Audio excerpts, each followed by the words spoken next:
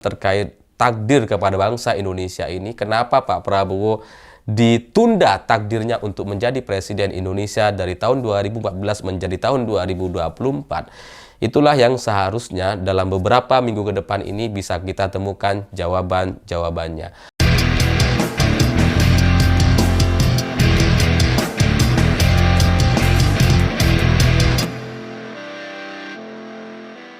Selamat malam semuanya. Hari ini Prabowo Subianto sudah resmi menjadi Presiden Republik Indonesia. Dan dalam pidato pertamanya sebagai Presiden, nampaknya Pak Prabowo cukup realistis melihat permasalahan yang ada. Seperti misalkan masalah ekonomi, pendidikan, kesejahteraan masyarakat, kesehatan, dan kemudian masalah lapangan pekerjaan.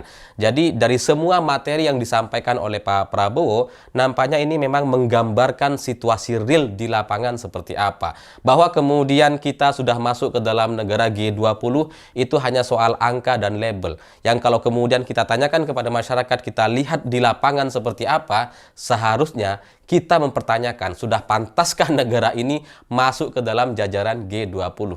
Dan kalau saya lihat dari semua pernyataan-pernyataan Pak Prabowo dengan gaya pidato yang sangat menggebu-gebu seperti ini, nampaknya memang Pak Prabowo tidak banyak berubah sejak beberapa tahun yang lalu. Sejak tahun 2014 memang gaya pidatonya seperti ini. Hanya sekarang ini mungkin sudah agak menurun dari sisi intonasi gitu. Kalau tahun 2014 lalu itu kan masih energik sekali gitu ya.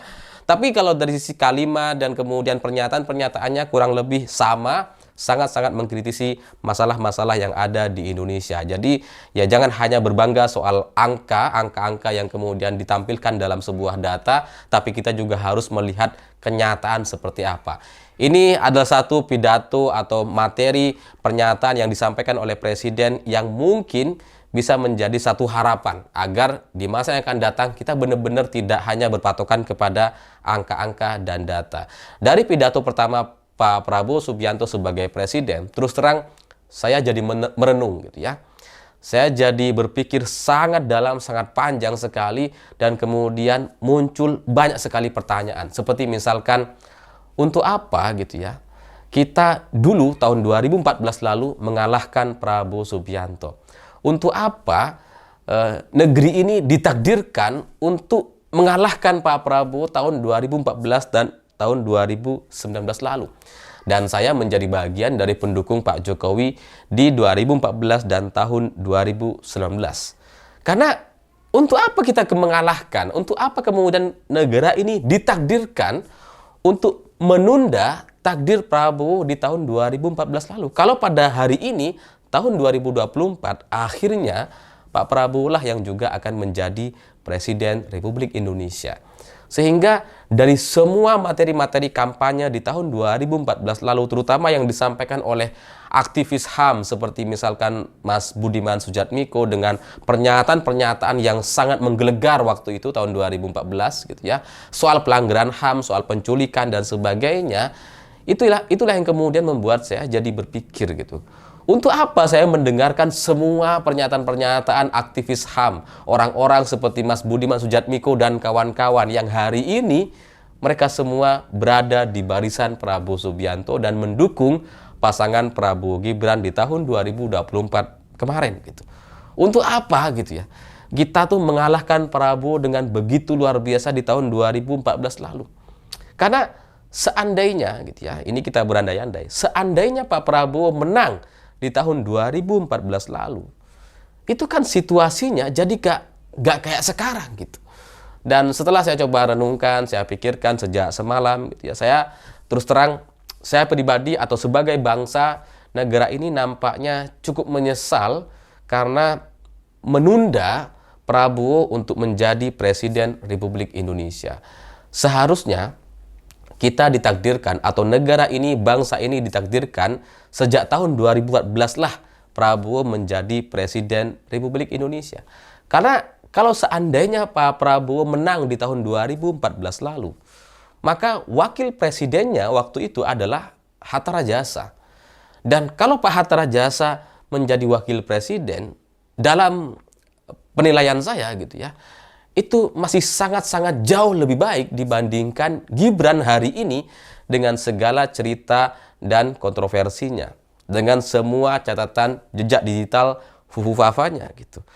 Jadi saya merasa mungkin negara ini juga merasakan hal yang sama gitu. Banyak dari kalian juga mungkin berpikir hal yang sama.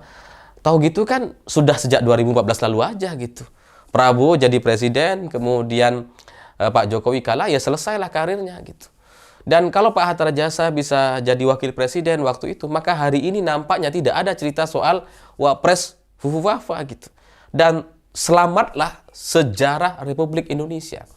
Karena kalau kita melihat hari ini gitu ya, kalau kita bandingkan nama-nama wapres dari masa lalu seperti misalkan Yusuf Kala, Pak Budiono, Pak Habibie, Pak Tri Sutrisno, Pak Sudarmono, itu adalah nama-nama yang sama sekali tidak akan pernah sebanding dengan Gibran Rakabuming Raka hari ini. Jadi sejarah bangsa ini gitu ya, memiliki wakil presiden seperti Gibran itu jadi kayak downgrade gitu. Dari nama-nama besar seperti misalkan Pak Tri Sutrisno, Budiono, Yusuf Kala, Pak Habibie, Pak Sudarmono gitu ya. Itu kan seperti kalau ibaratnya mobil gitu ya. Itu adalah mobil-mobil mewah seperti Alphard, Land Cruiser gitu ya. Terus kemudian Nissan Patrol dan sebagainya. Tiba-tiba ada satu di sebelahnya.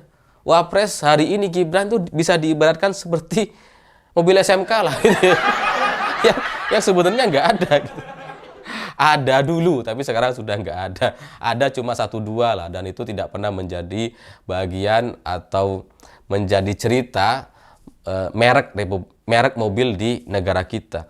Jadi saya berpikir seandainya Pak Prabowo dulu sudah menang gitu ya, tahun 2014 lalu, maka nggak ada cerita kekacauan seperti sekarang. Misalkan nggak ada cerita Kaisang tiba-tiba 2 hari jadi ketua partai PSI misalkan. Nggak akan ada cerita Paman Usman menjadi ketua MK dan kemudian mengubah undang-undang dan merusak demokrasi. Nggak ada semua cerita kerusakan dan kesalahan-kesalahan yang hari ini sudah terjadi di depan mata kita. Jadi kalau saya ngelihat gitu ya, apa yang sudah terjadi di masa lalu dengan kemudian berakhir dengan banyak sekali masalah-masalah dan kekecewaan seperti sekarang, itulah yang kemudian membuat saya jadi merenung dan berpikir, kenapa Tuhan tidak mentakdirkan Pak Prabowo Subianto menjadi presiden sejak tahun 2014 lalu. Karena kalau seandainya Pak Prabowo sudah jadi presiden, nggak ada nih cerita Raja Jawa lah, mobil SMK lah, apalah gitu. Nggak ada cerita semua ini gitu. Nggak ada cerita pengkhianatan, nggak ada cerita gaya-gaya politik kemudian yang melakukan penyanderaan-penyanderaan kepada para elitnya. Tidak ada kemudian intelijen yang digunakan untuk menarik data atau mengumpulkan informasi terkait masalah-masalah dan dinamika di internal partai politik gitu ya. Nggak ada semua cerita ini. Jadi kalau sekarang Pak Prabowo pada akhirnya menjadi presiden gitu kan harusnya sejak 2014 lah gitu ya. Masih lebih muda, masih lebih energik dibandingkan yang sekarang ya, meskipun sekarang masih cukup energik di usianya gitu. Tapi kan ya seharusnya sejak tahun 2014 lalu gitu. Jadi dari semua renungan atau pemikiran saya semalam terkait takdir kepada bangsa Indonesia ini, kenapa Pak Prabowo ditunda takdirnya untuk menjadi presiden Indonesia dari tahun 2014 menjadi tahun 2024. Itulah yang seharusnya dalam beberapa minggu ke depan ini bisa kita temukan jawaban-jawabannya. Apakah Pak Prabowo akan memimpin Indonesia menjadi negara, menjadi satu bangsa yang lebih baik, ataukah menjadi lebih buruk gitu? Karena itu harus dan pasti kita temukan jawabannya, entah itu dalam beberapa minggu, beberapa bulan, dan beberapa tahun ke depan. Karena kalau seandainya ini ada 2 kemungkinan kan, menjadi negatif atau lebih buruk, menjadi lebih baik atau lebih buruk. Kalau seandainya cara atau gaya kepemimpinan Pak Prabowo ini lebih baik dibandingkan Presiden Jokowi, maka kita selama 10 tahun terakhir ini menunda dan betul-betul menyesal karena sudah melewatkan momentum atau melewatkan kesempatan untuk dipimpin oleh Pak Prabowo di tahun 2014 lalu atau lebih awal dibandingkan sekarang. Ketika energinya masih sangat luar biasa, ketika stamina-nya masih cukup bagus waktu itu. Kita buang-buang waktu. Selama 10 tahun terakhir ini kayak buang-buang waktu. Harusnya ya Pak Prabowo aja yang jadi gitu ya.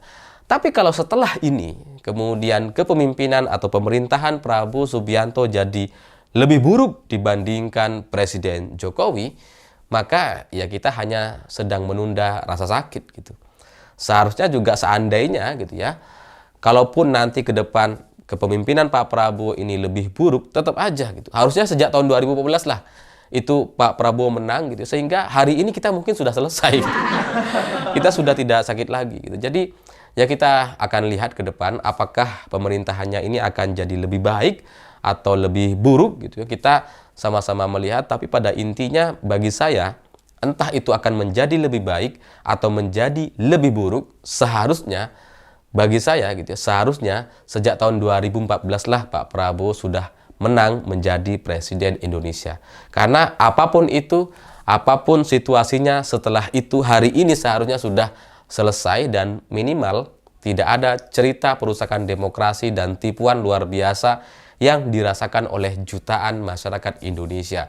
Karena tipuan dari pencitraan-pencitraan yang dilakukan oleh Pak Jokowi selama ini, yang katanya keluarganya sederhana, anak-anaknya nggak tertarik masuk politik dan sebagainya, itu semua adalah tipuan pencitraan yang hari ini terjadi dan ada di depan mata kita. Kita itu sedang ditipu secara terbuka gitu. Pak Jokowi yang bilang anak-anaknya nggak masuk politik, nggak tertarik untuk masuk politik, sekarang semuanya mendapatkan posisi. Gibran menjadi Wapres, Kaisang menjadi Ketua PSI, kemudian Kahiyang mendampingi suaminya Bobi menjadi wali kota dan sekarang jadi calon gubernur gitu ya. Jadi semua anaknya sudah masuk ke dalam politik dan itu jauh-jauh lebih merusak dibandingkan Presiden SBY di masa lalu. Karena kalau SBY gitu ya menempatkan anak-anaknya hanya di level partai saja gitu. Tidak kemudian merusak demokrasi dan menggunakan pengerahan BLT seperti yang terjadi tahun 2024 lalu. Jadi kalau kita berkaca dan coba merenung gitu ya atas pelantikan Prabowo Subianto sebagai Presiden Republik Indonesia yang baru, terus terang masih ada satu pertanyaan yang ada dalam benak saya dan akan segera kita temukan jawabannya dalam beberapa bulan ke depan. Kenapa ya? Kenapa Pak Prabowo takdirnya sebagai presiden itu ditunda tahun 2014 lalu? Apakah penundaan ini baik untuk kita atau penundaan ini adalah pelajaran agar kita bisa menilai orang jadi lebih objektif, jadi lebih tenang dan tidak mudah dipengaruhi oleh suara-suara yang selama ini kita yakini sebagai sebuah kebenaran. Saya pikir itu. Terima kasih sudah menonton. Begitulah kura-kura.